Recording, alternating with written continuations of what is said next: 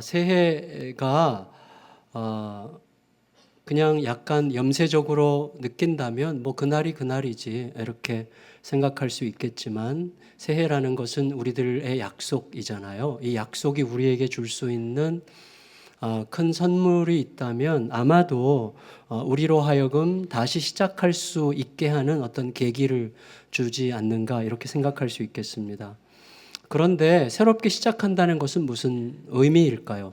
새롭게 시작한다는 것은 무언가를 새롭게 시도하고 또 어떤 새로운 일을 도모하는 것은 아닌 것 같습니다. 그렇게 되면 먼저 그 일로 인해서 내가 이제 부대끼게 되는데, 어떤 일을 하는 게 새롭게 시작하는 것이 아니라 그 일을 할 수 있는 무언가가 먼저 있어야 되는 것이죠. 그래서 새롭게 시작한다고 하는 것은 무엇을 하기 전에 엎드리는 거라고 할 수 있겠습니다.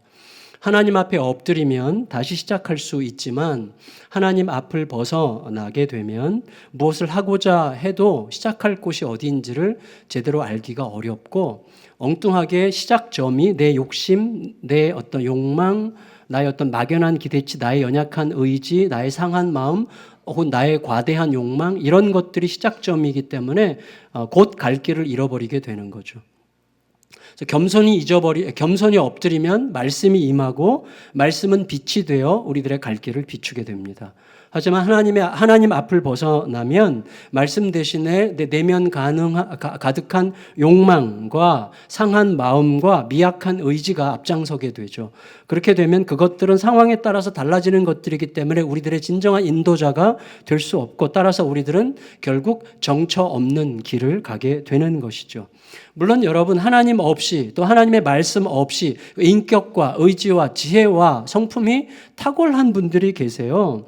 그래서 그런 분들이 하나님 없이도, 하나님의 말씀 없이도 상당히 멋진 길, 괜찮아 보이는 길을 가는 분들을 종종 발견할 수 있습니다. 근데 문제는 그들이 아직은 자신의 인격과 성품과 자신의 의지와 지혜로는 도대체 감당할 수 없는 어떤 환경을 아직까지는 만나지 않았다는 의미이기도 한 것이죠.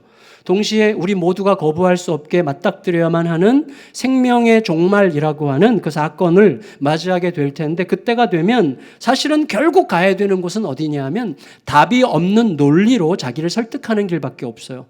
사실 어떤 논리로 자기를 설득하든지 그 논리는 답이 없는 거죠.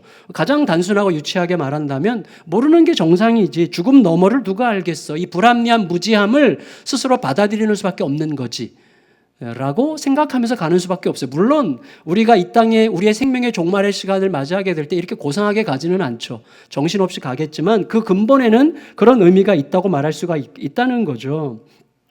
좀 진부한 이야기를 드리자면, 천재수학자 그리고 천재적인 철학자죠. 버트란트 러셀이라는 분. 제가 최근에 예수라는 책을 읽는데 거기에서 인용이 된 내용이에요. 천재수학자고 철학자였던 버트란트 러셀, 무신론자로 유명한 분이죠. 이분이 하나님 없이, 하나님의 말씀 없이 굉장히 고상한 가치를 추구할 수 있는 사람들, 그런 부류의 대표적인 인물 중 하나라고 할 수가 있겠는데, 이분이 자기의 모든 지성을 총동원해가지고 내릴 수 있었던 삶의 결론은 이거였습니다. 인간은 어떤 원인을 알 수 없는 원인들의 산물에 불과하다는 거죠. 하나님을 전제하지 않으면 당연히 그렇게 결론이 날 수밖에 없는 것이죠. 인간은 어떤 알 수 없는 원인들의 산물이지만 그 알 수 없는 원인은 단 한 번도 우리들이 이 존재들이 가야 될 길을 예견한 적도 없고 가르친 적도 없다는 거죠.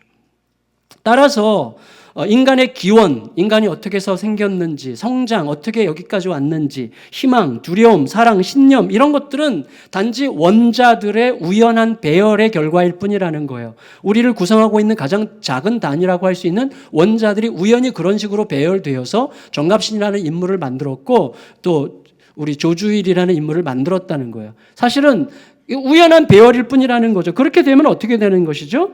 어떤 열정, 어떤 용기, 어떤 심오한 사상, 어떤 감정도 개인의 삶을 무덤 너머에까지 지속시킬 수는 없다는 거죠. 따라서 인류 역사상 등장했던 모든 위대한 헌신, 위대한 수고, 위대한 영감, 모든 총명하고 지혜롭고 비범했던 모든 재능들은 태양계의 소멸과 함께 사라지게 될 것이라는 것이죠. 이게 결론이에요. 그래서 이분의 최종 결론은 이거예요. 그러므로 우리의 삶을 위한 가장 견고한 기초는 불굴의 절망일 뿐이다, 이렇게 얘기했어요. 불굴의 절망, 이거 이해하기가 굉장히 어려운 말이죠. 불굴이라는 단어 뒤에 절망이라는 단어가 오기가 어렵죠.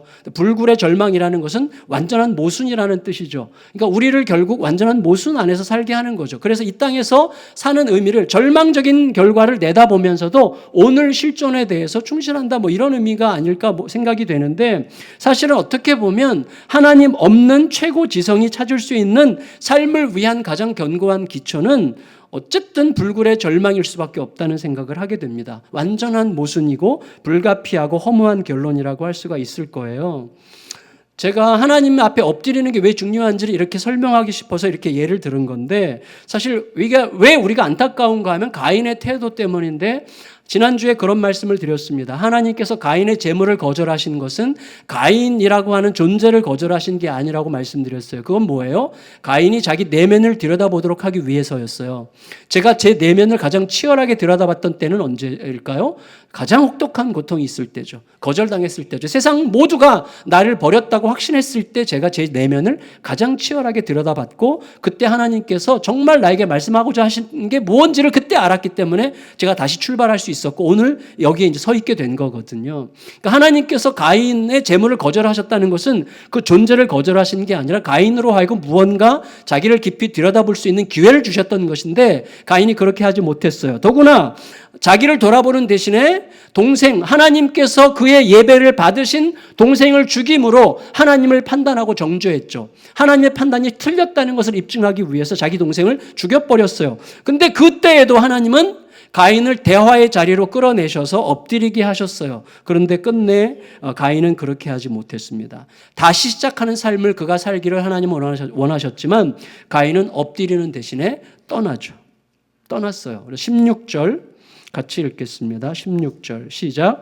가인이 여호와 앞을 떠나서 에덴 동쪽 놋 땅에 거주하더니, 이건 하나의 상징이에요. 에덴의 동쪽 놋 땅, 놋이라는 땅이 있기도 하겠지만 놋이라는 뜻 자체가 쉼 없음, 유리 방황함 이런 뜻이거든요. 그러니까 지난주에 말씀드렸던 것처럼 다윗이 에덴을 떠나서 에덴 동쪽 놋 땅에 거했다는 것은 그가 더 이상 하나님 앞에 머무를 수 없는, 하나님 앞에 머무를 수 없으므로 결코 정착의 삶의 형태를 그가 가질 수 없는, 다시 말하면 누구도 신뢰할 수 없고 누구로부터도 신뢰받지 못하는 떠도는 삶의 자리에 이르게 되었다는 것입니다. 하나님을 떠나면 그렇게 정처 없는 삶을 살게 된다는 것이죠. 여러분, 물론 하나님의 은혜는 그곳까지도 머물 것입니다. 거기까지 가죠. 하나님의 은혜는 놋 땅까지 갈 것입니다. 그렇지만 가인은 그곳에서도 오직 하나님께서 주시는 은혜로 살아야만 된다는 것을 알았지만 제대로 알았을 것 같지 않습니다. 여러분 생각해 보세요. 정말 인간적으로 생각한다면 지금 상황에서 가인에게 가장 중요한 게 뭘까요? 어쩌면 자신에 의해서 소멸당한 동생 아벨의 생명에 관한 어떤 것이 가인에게 가장 중요한 어떤 게 거야만 하는 거 아니겠어요? 무엇보다 그게 중요하지 않겠습니까? 그리고 그런 생각을 잠시라도 했더라면 가인이 하나님 제 안에서 펄펄 끓어오르는 이 감당되지 않는 잔인한 폭력성을 생각한다면 제가 떠돌아다니는 삶이 무슨 대수겠어요? 이런 식으로 말해야만 했을 건데, 가인은 동생의 죽음보다는 자기가 죽인 동생으로 인해서 자기가 떠맡게 된 고통에만 집중하고 있어요.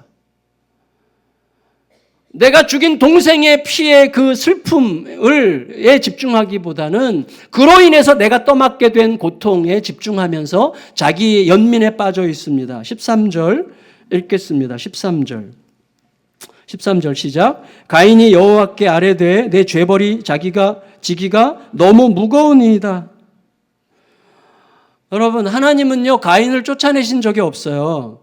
다만 가인이 저지른 죄의 결과가 가인의 삶에 어떤 영향을 미칠 것인가, 그리고 가인이 저지른 죄의 결과가 가인의 삶을 어떤 방식으로 끌고 갈 것인가에 대해서 지적하신 것입니다. 그런데 그것을 가인은 하나님이 나를 쫓아내시는 거라고 이해한 거예요.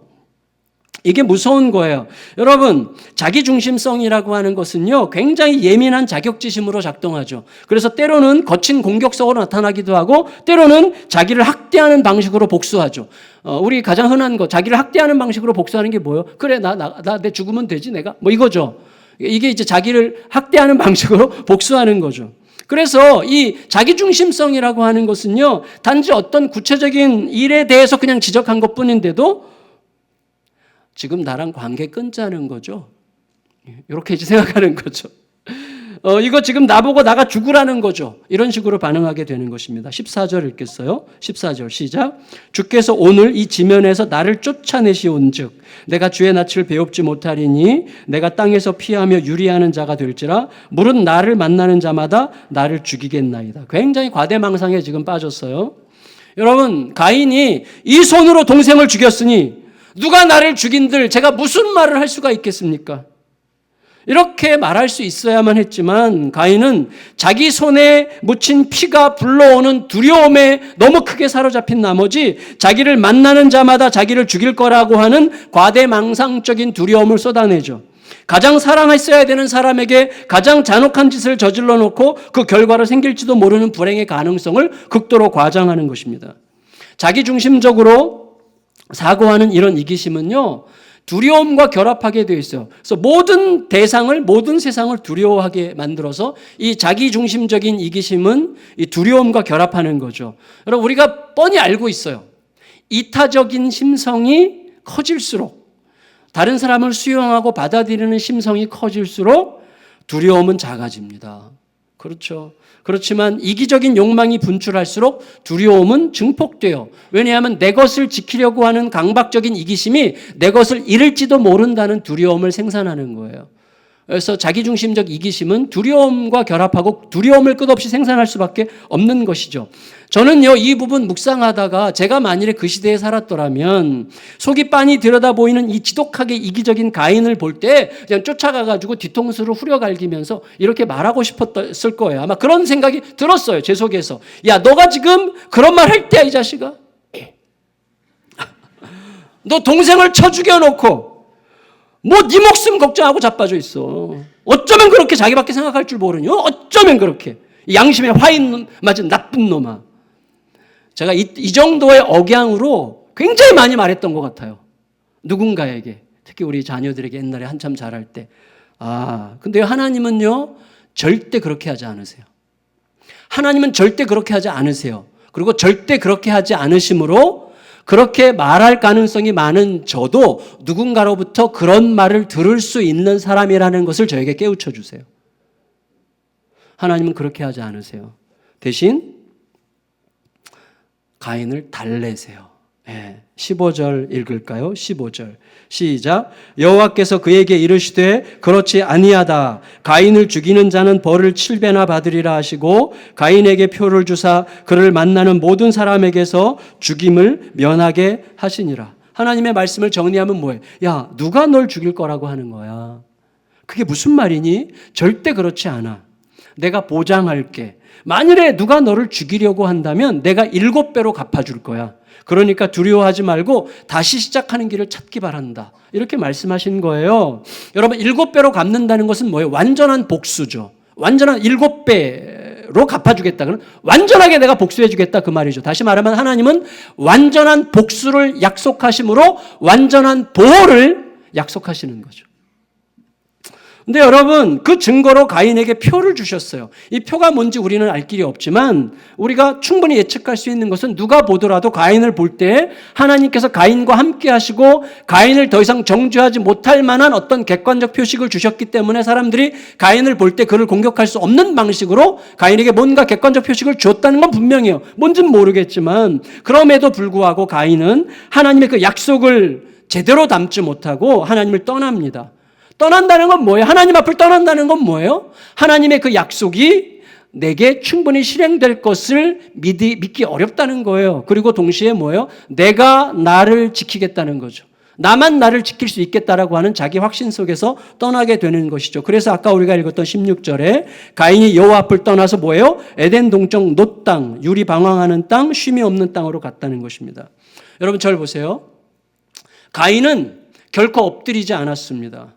엎드리지 않음으로 회개하지 않았고 회개하지 않음으로 말씀이 없었고 말씀이 없었으므로 여전히 죄가 남아있었고 죄가 여전히 남아있으므로 하나님의 보호하심에 자신을 의탁할 수밖에 없었고 의탁할 수가 없었고 그에 따라 더욱더 자기가 자기를 지켜야 된다는 강박적 두려움에 사로잡히게 되었을 것입니다. 따라서 이제부터 가인의 모든 생각과 행동은 두려움의 에너지의 분출일 뿐이에요. 여러분, 우리가 왜 애들을 야단치죠? 많은 경우에 잘 되라고 야단치는 거지만 잘 되라고 야단치는 것 이면에 두려움이 작동하고 있는 거예요. 내가 생각하는 대로 안 될까 봐. 다시 말하면 이렇게 내가 생각하는 대로 안 될까 봐라는 것에는 뭐가 있는 것입니까? 이 아이가 하나님 앞에서 충분히 보호받을 거라고 하는 믿음이 없는 거예요, 사실은. 이게 목사님 너무 심한 거 아니에요? 그렇게까지 얘기할 건 너무 비약이죠 라고 생각할 수 있겠지만 천만의 말씀입니다. 이게 진짜더라고요. 제가 아무리 생각해봐도 그 아이에 대한 하나님의 통치와 그 아이에 대한 하나님의 보호하심에 대한 약속을 내가 진짜 믿는다면 그 정도까지 내가 하지 않아도 되는 일들을 너무 많이 하고 있는 것을 제가 발견하게 됩니다. 성도 여러분, 가인이 이제부터 행하는 모든 일들은요, 두려움에서 나오는 것들이었는데 그것이 이런 방식으로 표현된 거예요. 제가 설교 시간에 여러 번 얘기했던 것이 기억이 나는데 17절 읽겠습니다. 17절 시작. 아내와 동침함에 그가 임신하여 에녹을 낳은지라 가인이 성을 쌓고 그의 아들의 이름으로 성을 이름하여 에녹이라 하니라. 자, 아들 낳고 첫 번째 한 일이 뭐예요? 성 쌓은 거죠. 성. 가인은 자신이 세운 그 성이 자기 아들 에녹을 보호해 줄 거라고 생각하고 싶었거나 혹은 자기 아들 에녹이 그 성처럼 자기 자신을 스스로 보호했으면 하는 바람을 심어서 성의 이름에다가 아들의 이름을 갖다 붙여서 에녹성이라 이렇게 이제 부른 거죠. 그래서 그 성과 아들을 일치시켜가지고 에녹이 성이 되게 한 것이죠. 물론 여러분, 히브리어 원문은 이 성을 가인이 세운 게 아니라 에녹이 세운 것으로 번역할 수 있는 여지로 배열되어 있는데 그건 중요하지 않아요. 왜냐하면 가인이 세웠냐 에녹이 세웠냐보다 더 중요한 것은 결국 이 성을 세운 것은 두려움이었다는 게 중요해요. 두려움이 성을 세운 거죠. 여러분, 우리들이 늘 성을 쌓잖아요. 저의 과거의 성은 뭐냐면요, 친절이었어요. 저는 모든 사람에게 친절하게 함으로써 그가 나를 공격할 수 없는 성을 계속 만든 거죠. 그래서 사람들에게 좋은 사람이라는 인상으로 계속 성을 쌓아가지고 사람들이 저를 다른 방식으로 나쁘게 보지 않을 만큼의 성을 계속 만드는 거죠. 어떤 사람은 정반대로 권위와 누구든지 나를 침범할 수 없을 만한 막 무서움으로 또 어떤 자기의 어떤 객관적인 조건이 굉장히 충분해서 너 같은 사람이 나를 넘볼 수 없을 거야라고 하는 이야기를 계속 함으로써 어떤 사람은 돈으로, 어떤 사람은 자기 명예로 여러 가지 객관적 조건들로 성을 쌓는 게 우리들의 삶이죠. 성을 쌓는 거예요. 그래서 내가 만든 성 안에서 살고자 하는 인생은 곧 자신과 자신이 스스로 확인할 수 있는 것들만 믿을 수 있다고 생각하는 인생이 되는 거죠. 여러분, 하나님만 오르시면 된다는 생각 속에 있으면요, 내가 나를 그렇게 보호하려고 할 필요가 없고요, 내가 내 존재를 그렇게 증명하려고 애를 쓸 필요가 없어요. 하나님이 나를 아시면 되는 거니까. 근데 그게 자꾸 약해질수록 우리는 자꾸 객관적인 성을 쌓음으로써만 비로소 내가 감당될 수 있다는 식으로 생각하게 되는 것입니다. 그래서 내 삶 전체가 내가 만든 성 안에 갇히게 되는 거예요. 그래서 그의 마음에는 근본적으로 성 밖에 있는 세상, 곧 나 말고 타자죠. 타자에 대한 적대심과 경계심과 배제하려고 하는 마음이 깔리는 거죠. 내 생각, 내 관심, 내가 의미 부여하는 것들 밖에 있다고 생각되는 모든 것들에 대한 기본 정신이 배제의 정신이 되는 것입니다. 제가 이 배제라는 단어를 썼느냐 하면 아까 말씀드렸던 그 선교사님들 성경 공부 모임을 지난 주간에 저희 교회에서 했는데 그날 책 제목이 배제와 포용이었어요. 굉장히 어려운 책이긴 한데 아주 유익한 내용이에요. 핵심은 뭐냐면 이거예요. 세계 역사의 고통은 어둠의 고통으로 가득한데 세계 역사의 모든 고통은 배제의 정신에서 분출했다는 거예요. 배제의 정신. 배제시키는 본질. 여러분, 우리 이런 거 있잖아요. 두 사람이 막 자기들끼리 막 친할 때 자기도 모르게 누군가를 배제하고 있는 거죠. 근데 우리 배제의 본질이 있어요. 우리들에게는. 왜냐하면 내가 어디에 속해 있다는 사실을 확연하게 확인함으로써 비로소 우리는 안정감을 느끼는데 그렇게 함으로써 우리들은 누군가를 배제하는 거죠. 그게 무서운 거예요. 그래서 배제의 본질은 뭐냐면 내 것과 다른 것을 악이라고 보는 거예요. 나와 다른 그 다름을 악이라고 보는 이유는 내가 항상 옳아야만 안전하다고 믿기 때문이에요. 나 말고 다른 것도 옳다면 나도 옳고 그도 옳고 하는 여유가 생기는 대신 반대로 그의 옳음 때문에 내가 틀렸을지도 모른다는 두려움이 일어난다는 거예요. 그래서 내가 틀렸을지도 모를 것처럼 느끼게 하는 것들을 악으로 여겨서 배제시키려고 하는 것이죠. 그래서 나랑 다른 생각을 가졌고 나랑 다른 의견을 가졌고 나랑 다른 입장에 있는 사람들에 대해서는 일단 배제하고 보는 거예요. 이게 틀렸어. 아니야. 끝이야. 상정하기 싫어. 이렇게 된다는 거예요. 무서운 거예요. 왜냐하면 이 배제가 진리의 이름으로 시행되기 때문이에요. 항상. 이게 무서운 거예요. 근데 진리 그 자체이신 예수님은 품으러 오셨죠. 그래서 우리가 정말 많은 생각을 하게 됩니다. 품는 게 능사라는 뜻이 아니에요. 그걸 잘 주의 있게 들으시기를 바랍니다. 그래서 여러분, 이 모순을 극복하려면 하나님 앞에 엎드려야만 돼요. 하나님은 나로 하여금 성 밖에 있는 자들을 소위 나와 다른 자들을 사람으로 대하게 하세요. 사람을 사람으로 대한다는 것은 지극히 정상이지만 사실은 우리가 사람을 사람으로 대하지 않는다는 거예요. 무슨 말인가 하면 우리가 누군가를 대할 때 그를 대하지 않습니다. 그가 지금 직업이 뭔지 어디 살고 있는지. 여러분 얼마 전에 지난주 뉴스 보니까 어떤 아버지가 자기 딸 배우자 자기 딸 신랑감을 이렇게 모으는 광고를 자기 아파트 게시판에다가 올렸다는 게 뉴스에 나오더라고요. 왜 그러냐 그랬더니 좋은 아파트야. 그러니까 그동안 선을 많이 봤는데 어디 사느냐가 너무나 많은 것들을 결정했다는 거예요. 어디 사느냐에 의해서 그 존재가 평가받는 거죠. 사실 우리가 이렇게 이런 얘기 하면서 웃을 수 있지만 우리도 그러거든요. 우리도 솔직히 그래요. 정말 힘들게 가난하게 사는 동네에서 오는 분과 부자 동네에서 온 분을 대하는 우리들의 마음의 움직임이 같다고 생각하십니까?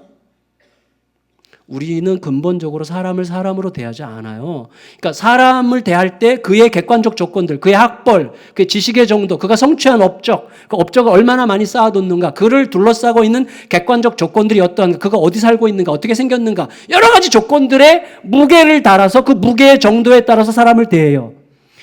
그래서 사람과 대화할 때 대화의 수준과 정도와 대화할 때 내가 그를 대하는 방식, 그가 나를 대등하게 대화할 수도 있고 약간 낮춰보고 대화할 수도 있고 높여보고 대화할 수도 있는 건데 사실은 사람을 사람으로 대한다는 건 뭐냐면 그가 사람이라는 그 자체, 그가 하나님의 형상이라고 하는 그 자체가 그가 어느 때든지 나와 대등하게 대화할 수 있는 유일한 객관적 조건이라는 거예요. 그걸 믿어야 되는 거죠. 근데 그걸 안 믿어줘요, 우리는. 언제 믿어요? 하나님 앞에 있을 때. 하나님은 우리에게 그를 그렇게 대하라고 하세요. 주인이 종을 대할 때 종으로 대하기 전에 사람으로 대하게 되는 거죠. 그게 복음의 혁명이에요. 그래서 하나님 앞에 엎드릴 때만 그게 가능한 거예요. 하나님 앞에 엎드릴 때만 누군가를 나와 다른 사람을 배제시키려고 하는 태도가 아니라 품고 그리스도가 그를 받으신 방식으로 내가 그를 보려고 하게 되는 것이죠. 기독교는 그동안 수없이 많이 하나님의 이름으로 그리스도의 이름으로 진리의 이름으로 수많은 사람들을 배제시켜온 역사이기 때문에 정말로 처절하게 회개해야 되죠. 미국의 기독교는 어떻게 세워졌어요? 미국의 지금 그 화려한 문화들은 인디안들에 대한 철저한 배제에 의해서 세워진 거예요. 그게 무서운 거죠. 그러니까 우리도 모르게 그렇게 하는 거기 때문에 정말 깊이 들여다보지 않으면 예수를 말하면서 가증해질 수 있는 거죠. 어떻게 보면 여러분 제가 이전에도 말씀드렸었지만 우리는 가인의 아들 이 에녹, 우리가 지금 살펴보고 있는 에녹 말고 창세기 5장 24절에 나오는 에녹, 하나님과 동행한 그 에녹을 알고 있습니다. 그는 성을 쌓는 대신에 하나님과 동행했어요. 다시 말하면 하나님 자신을 자기 성으로 삼았다는 거죠. 하나님을 자신의 성으로 삼아서 살아가는 삶은 이후에 다윗에게 고스란히 계승되죠. 다윗이 제일 좋아했던 표현이 뭐예요? 여호와는 나의 성, 여호와는 나의 산성이시라. 이 표현을 굉장히 많이 했죠. 다윗은 하나님이 성이 된다는 게 어떤 의미인지를 잘 알았어요. 내가 내 성을 쌓는 대신에 하나님이 나의 성이 된다는 것이 얼마나 깊은 의미가 있는지, 얼마나 깊은 매력이 있는지를 너무나 잘 알고 있었어요. 따라서 하나님을 성으로 삼는다는 것의 진정한 의미를 아는 자는 정말 행복한 사람이죠. 가장 능하시고 모든 것을 아시고 나를 가장 사랑하시고 나의 길을 친히 아시고 내 갈 길이 어디인지를 아시고 세밀하게 인도하시는 그 하나님을 나의 성, 나의 울타리로 삼으니 그의 삶에는 두려움이 없죠.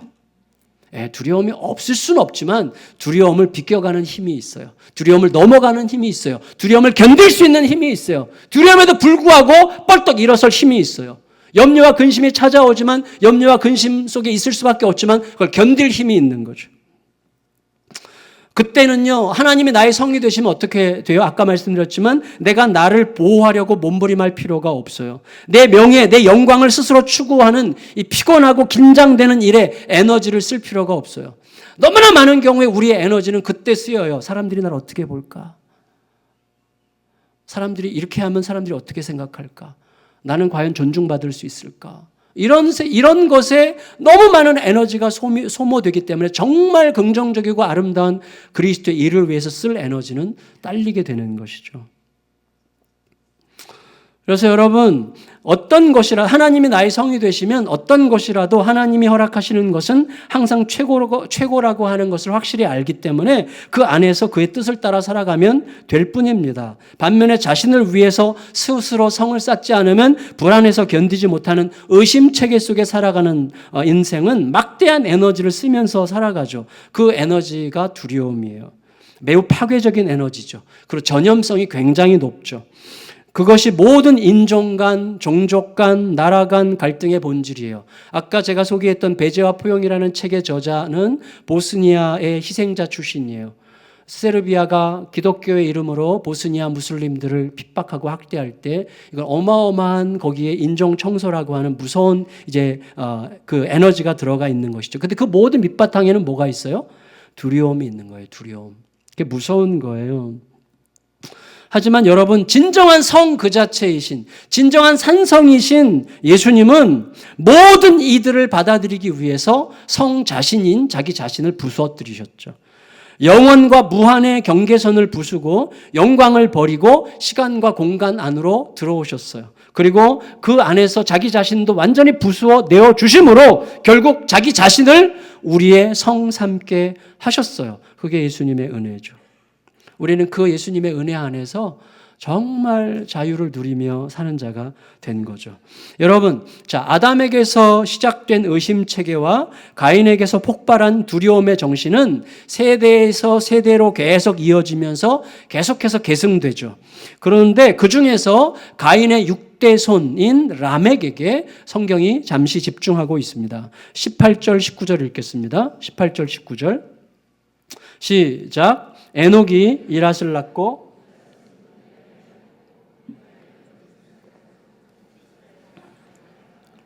라멕이 두 아내를 맞이하였으니 하나의 이름은 아다요 하나의 이름은 실라였더라. 성도 여러분, 보세요. 라멕이 두 아내를 얻었다고 하는 이 이야기를 성경이 굳이 강조해서 기록하는 이유가 뭘까요? 두 가지를 생각할 수 있을 것 같은데, 하나는 뭐냐면 이 어떤 남자가 두 아내를 얻었다고 하는 것이 그 당시에도 조금 일상적이지 않은 사건이었기 때문이겠죠. 그 당시에도 상당히 파격적인 행동이었다는 것을 이야기하는 것이고, 동시에 이 두 아내를 얻었다고 하는 것 자체가 이후에 계속 이어지고 있는 하나님 없는 가치관, 하나님을 떠난 가치관, 하나님 없이 자기가 자기 스스로를 지키려고 하는 그러한 가치관을 대표적으로 반영하는 특징이었기 때문에 이렇게 강조해서 기록하고 있는 것이죠. 좀 과격하게 말한다면, 남녀 간의 관계에서 가장 변수가 아니라 절대적 상수는 사랑이죠.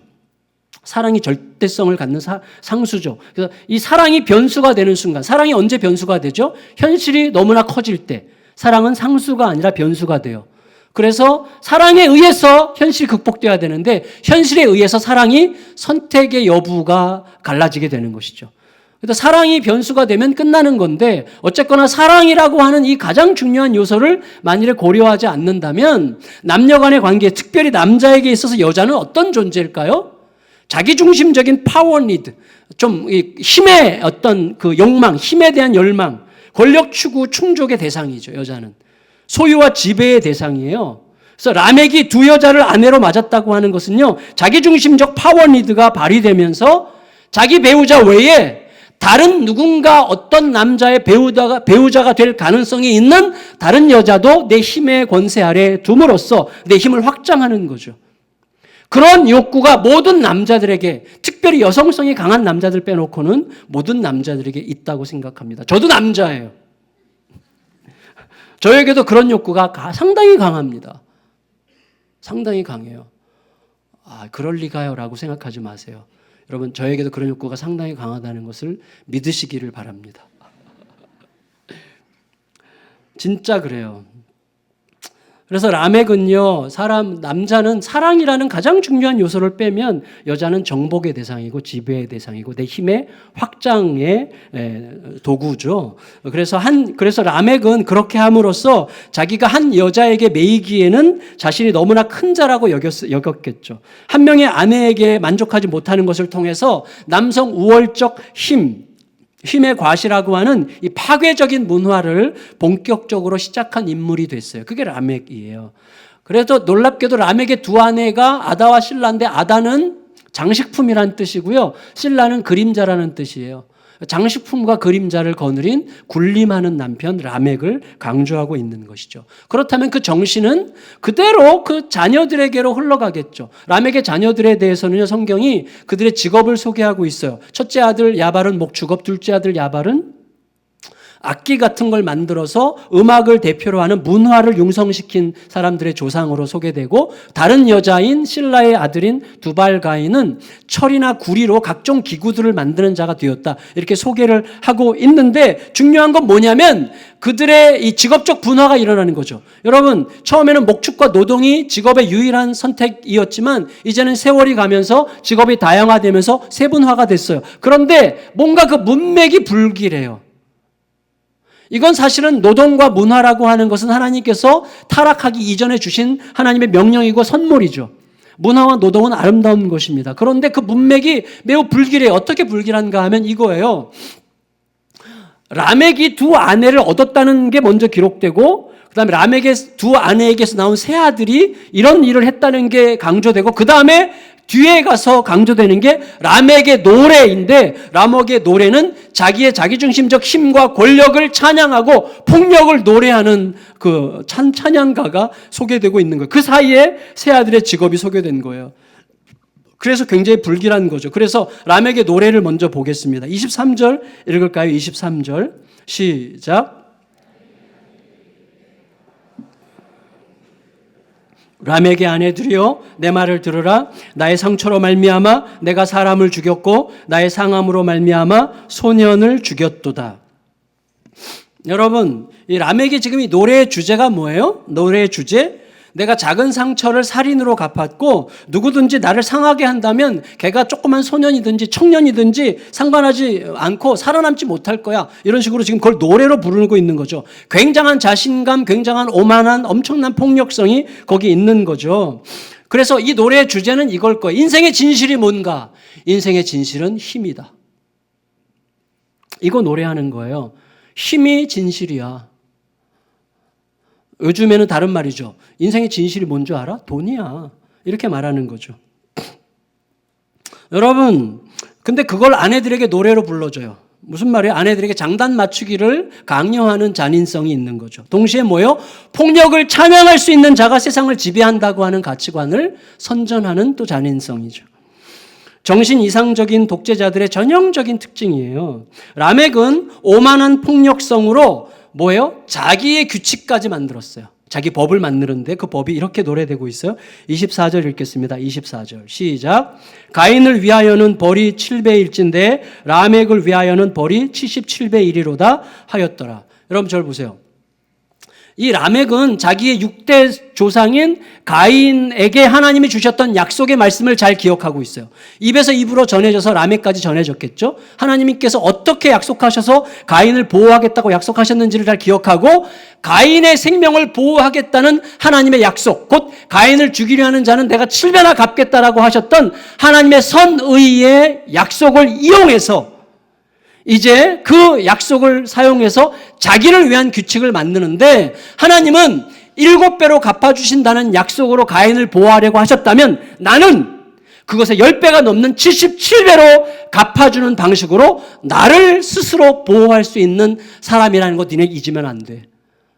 이런 식으로 자신이 하나님을 능가하는 자신감을 가졌음을 시위하고 있는 거죠. 자기 자신을 찬양하고 있는 것입니다. 자기의 힘과 폭력성을 찬양하고 높이고 있는 중이죠.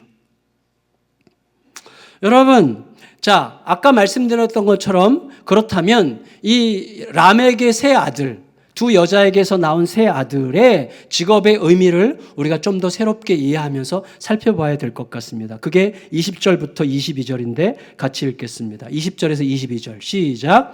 아단은 야발을 낳았으니 그는 장막에 거주하며 가축을 치는 자의 조상이 되었고 그의 아우의 이름은 유발이니 그는 수금과 퉁소를 잡는 모든 자의 조상이 되었으며 실라는 두발가인을 낳았으니 그는 구리와 쇠로 여러 가지 기구를 만드는 자로 두발가인의 누이는 나아마였더라. 여러분 보세요. 자, 첫째 아들 야발은 목축 치는 자의 조상이 됐고, 다시 말하면 경제활동을 이제 하는 자가 되었고, 두 번째 아들 유발은 악기를 만드는, 그래서 음악으로 상징되는 문화를 이제 융성케 하는 자의 조상이 됐고, 셋째 아들 두발가인은 이 대장장이죠. 그래서 구리와 쇠로 뭔가 기구를 만드는 자들의 조상이 됐단 말이에요. 그렇죠? 이건 평범하고 자연스러운 소개인 것 같지만 그렇지 않은 거죠. 무엇 때문에? 람에게 정신이 흐르고 있어요, 지금.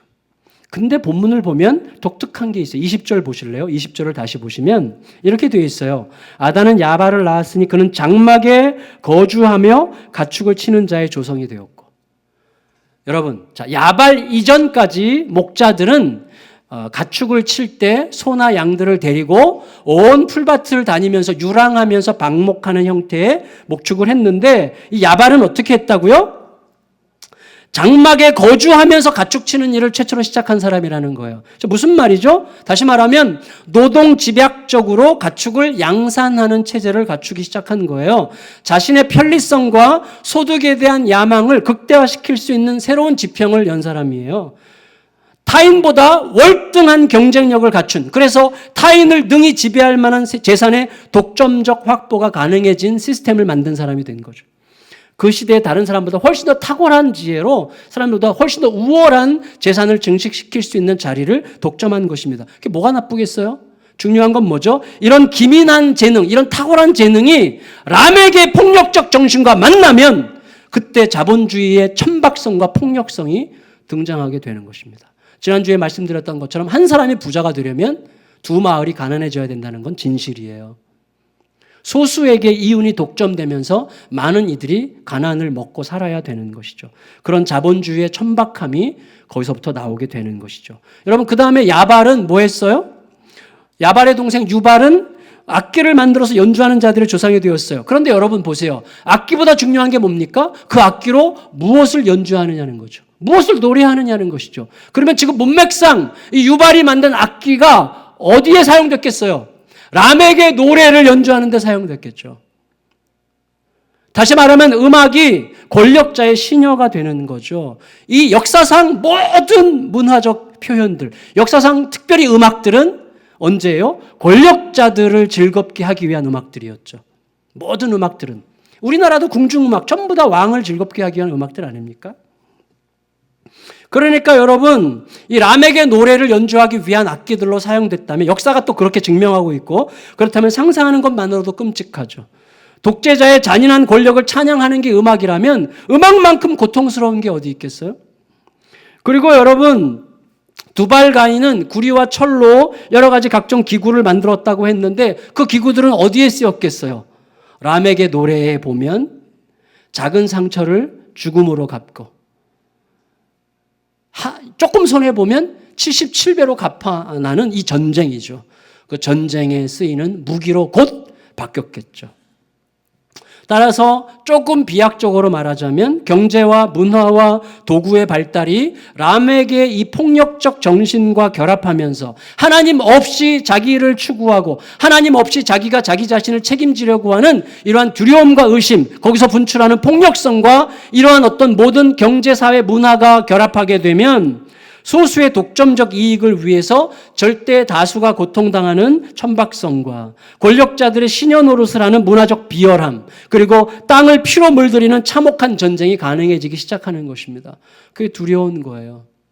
그래서 여러분, 우리들이 생산활동해요. 좋은 일 많이 해요. 그리고 능력 있는 일들 많이 해요. 그런데 그 능력 있는 모든 일들이 나의 자기의, 자기 공로, 자기 자랑, 자기의 어떤 의로움과 결합하면 폭력적으로 우리 아이들에게 뭐야 너 이렇게 나가는 거예요. 이게 그리스도와 결합하면 섬김의 가치로 바뀌는 거죠. 결국 점점 발달하는 경제 문화 활동들 밑에는 의심 체계에서 샘솟는 두려움과 자기중심적인 욕망이 도사리고 있는 거예요. 이런 것들은요, 폭력을 정당화해요. 그리고 법과 규정을 만들지만 이 법과 규정은 결국 힘 있는 자에 의한, 힘 있는 자를 위한 힘 있는 자의 법과 규정일 뿐이죠. 아담 이후에 의심체계가 작동하고 자기중심적인 두려움과 두려움을 이기려는 힘의 논리가 찬양을 받으면서 어둠의 역사가 계속된 거죠. 그게 이 땅의 역사예요. 그게 이 땅의 역사예요. 적나라한 역사죠.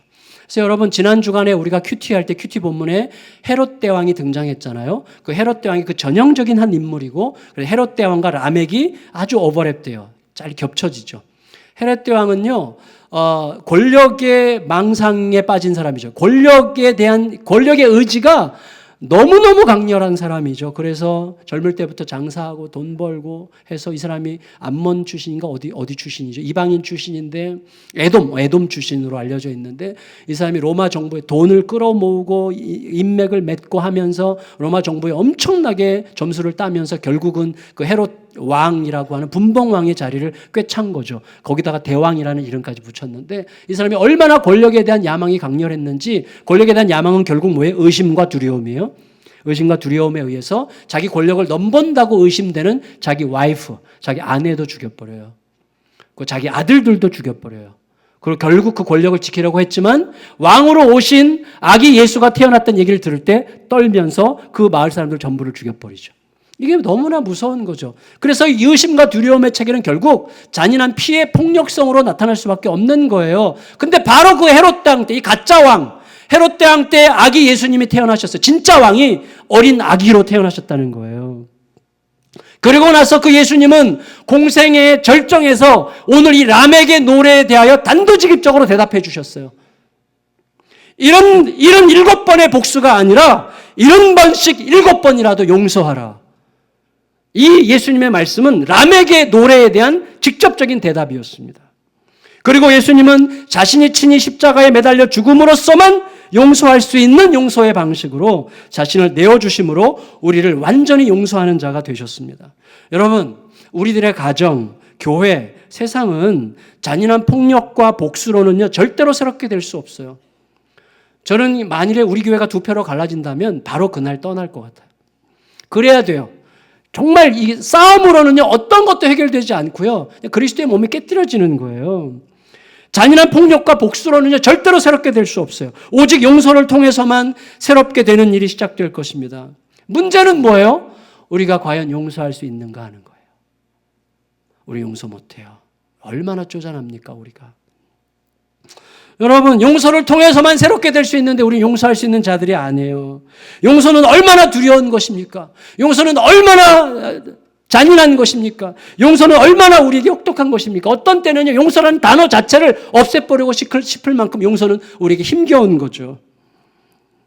하지만 여러분, 우리가 만일에 용서할 수 있다면 그것은 십자가에서 용서하신 예수님의 용서가 진실일 때만 가능하고, 그것이 나를 위한 용서였다는 사실이 믿어질 때만 가능하고, 더 나아가서 가장 정의로우신 하나님께서 어느 날 반드시 공정한 재판을 이루시고야 말 것이라는 사실이 믿어질 때만 용서가 가능하게 되는 것입니다. 믿는다고 하면서, 믿어진다고 하면서 용서가 안 된다고 하는 것은 정말 내가 믿어지고 있는 것인지를 다시 질문해야 되는 것이죠. 그래서 여러분, 요한계시록은 끝없이 뭐라고 얘기해요? 자기 백성을 신원하시는 하나님. 하나님 무조건 용서하시는 분만이 아니라 그 용서 속에 뭐가 있어요? 공정한 심판이 있어요. 내가 너희를 신원하여 주겠다. 너희 억울함을 내가 잊지 않겠다. 반드시 내가 심판할 것이다 라고 하나님은 약속하고 계시죠. 말씀을 마칠게요. 따라서 새해를 시작하면서 더욱 하나님 앞에 엎드리는 자가 되기를 예수님의 이름으로 축원합니다. 우리 가정과 세상은 오직 하나님 앞을 떠나지 않고 끝내 엎드리는 자, 끝내 엎드리고 버티고 견디는 자, 곧 하나님의 용서에 뛰어들어서 나를 받으신 그 용서가 타인을 위한 삶이 되게 하시는 그 자기를 내어주는 자를 통해서만 우리 가정과 교회와 세상은 새롭게 될 수 있습니다. 힘들어도 그것만이 길입니다. 우리 모두가 2018년도 한 해 동안 무슨 일이 있더라도 결코 하나님 앞을 떠나지 않고 끝내 하나님 앞에 엎드려 그 음성을 듣고 그 말씀에 믿음으로 나를 드림으로 어느새 나의 삶이 배제의 방식이 아니라 포용의 방식으로 진행되는 것을 품어지네? 품어지네. 어떻게 내가 품어지지? 이런 거. 와요, 그럴 때가. 그런 것을 보게 되는 은혜가 가득하기를, 새로운 시작과 회복이 이루어지는 은혜가 가득하기를 예수님의 이름으로 축원합니다. 축원합니다. 다 자리에서 일어나셔서 믿음으로 그 길을 가기 위해서 믿음으로 서리라 같이 찬양하시겠습니다.